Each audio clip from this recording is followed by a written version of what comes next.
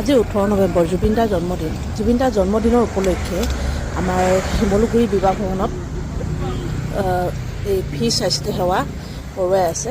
সঁচাকৈ দেখি ভাল লাগিছে, কিয়নো জুবিন দাই আমাৰ কাৰণে বহুতখিনি কৰি থৈ গ'ল, কিন্তু আমি জুবিন দাৰ কাৰণে একো কৰিব নোৱাৰিলোঁ। তাৰে ভিতৰত আজি মাৰোৱাৰী যুৱ মঞ্চ আৰু শিমলুগুৰি সন্মিলিত যুৱ সমাজ মিলি যিটো পদক্ষেপ হাতত লৈছে সঁচাকৈয়ে অতুলনীয় আৰু ভাল লাগিছে দেখি, কিয়নো জুবিন দাই সকলোকে সহায় কৰি ভাল পাইছিলে। আৰু তাৰে ভিতৰত আমি নহয় মানে কৰিছেতো বেলেগে, আমিতো নাই কৰা, মইতো নাই কৰা, তো ভাল লাগিছে দেখি। আৰু তাকে আমিও স্বাস্থ্য সেৱা ল'বলৈ গৈছোঁ, জুবিন দাক সেৱা কৰি সোমাইছোঁ। আৰু কি ক'ম আৰু, ক'বলৈ ভাষা নাই। জুবিন দাৰ ফটো দেখিলে বেয়া লগা। আমি আজিলৈকে জুবিন দাক ন্যায় দিব নোৱাৰিলোঁ, সেইটোৱে আমাক মানে মনৰ ভিতৰত চবতছে ডাঙৰ এটা দুখ। আজিও বুকুখন যেন বহুত গধুৰ হৈ আছে তেনেকুৱা লাগে।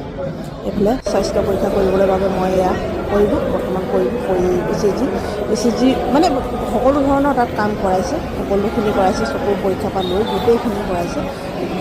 শেষত জুবিন দা অমৰ হওক, আমাক জল্দি ন্যায় লাগে। জাষ্টিছ ফৰ জুবিন দা, জয় জুবিন দা।